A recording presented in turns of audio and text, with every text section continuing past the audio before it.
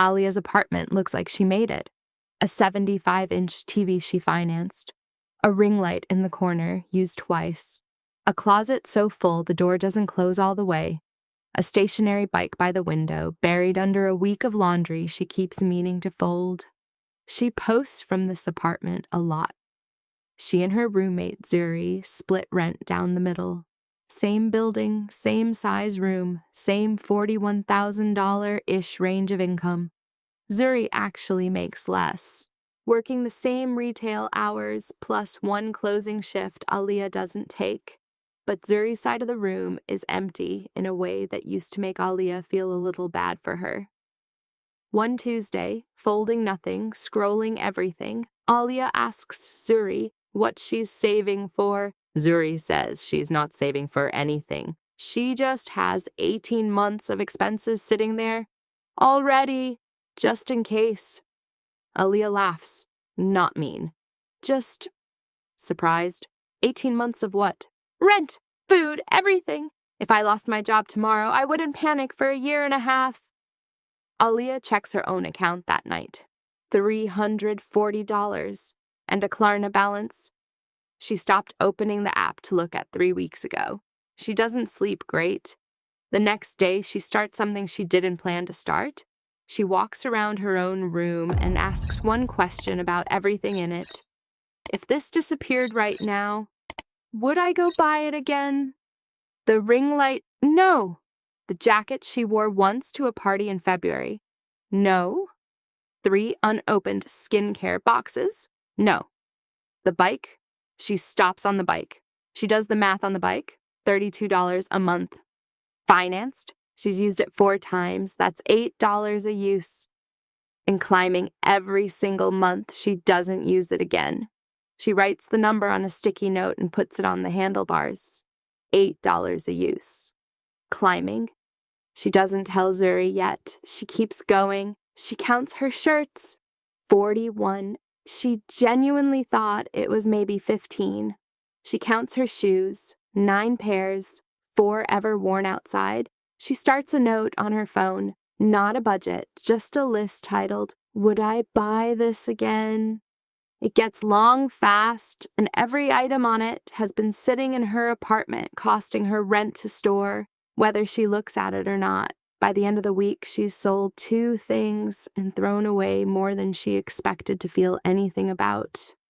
And she does feel something about it. Standing in a mostly empty closet, room half lit, she sits down on the floor of it.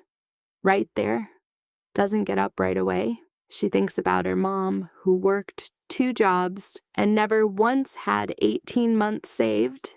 She thinks about how much of this stuff she bought specifically so nobody would ever think she came from that. She thinks about the $8 sticky note still on the bike in the other room. Nothing dramatic happens. She just sits there a while in a room that's finally starting to look like less. Then she stands up, walks to the kitchen, and starts a load of dishes. Small, normal. That's the whole recovery. The following week is not glamorous. Her coworker Riley clocks the empty walls and asks if she's okay, half joking, half not. Did somebody die in here? Aaliyah laughs it off, but it stings a little. Day 5, she almost buys the jacket back. Same one, different color, on sale, cart's full. She sits with it for exactly 1 day, the same 24-hour rule Zuri mentioned once in passing. And by the next morning, she doesn't want it anymore. She closes the tab. The old voice shows up around day 9, right on schedule. It says, "You're going to look poor. People are going to notice." She looks at the room anyway. Then she looks at her banking app, where, for the first time since she started this, the number didn't drop this week. It actually went up. $11, not much. Real? 2 weeks in, Zuri shows her something. Not a lecture, just her phone, banking app open, 1 small transfer scheduled automatically for the same day every payday before Zuri ever sees the money hit her checking account. "It's not that I have more willpower than you," Zuri says. I just made the decision once. You make it every day.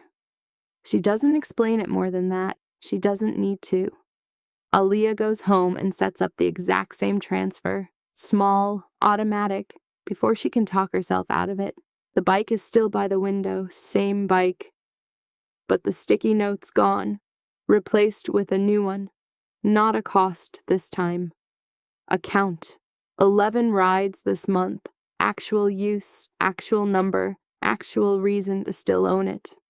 Everything you own costs you twice. Once to buy it, and every day after to keep it.